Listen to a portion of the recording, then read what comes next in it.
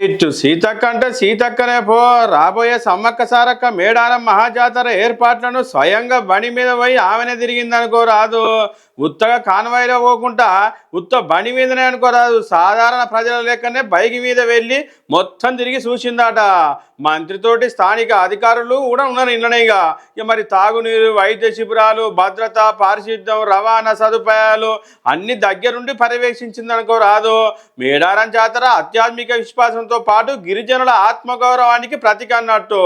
అందుకే ప్రభుత్వ బాధ్యతగా అన్ని సదుపాయాలు సమగ్రంగా ఉండేలా చూస్తాని సీతక్క మాట ఇచ్చింది అనుకో రాదు. గీ తీరుగా స్థానిక ప్రజల సాధారణత, సింపుల్ స్టైల్ పట్ల ప్రశంసలు వ్యక్తమవుతున్నాయి. ఉత్తగా కాదా మరి మంత్రం అంటే ఎట్లుంటది? కానవాయి ఉంటది, ఉక్క కాలు కూడా కింద పెట్టకుండా తీసుకుపోతుంటారు. మరి గసంటది బైక్ మీద పోయి అన్ని స్వయంగా దగ్గరుండి చూసినందుకు వారవా అంటారు పో సీతక్కనైతే అందరూ.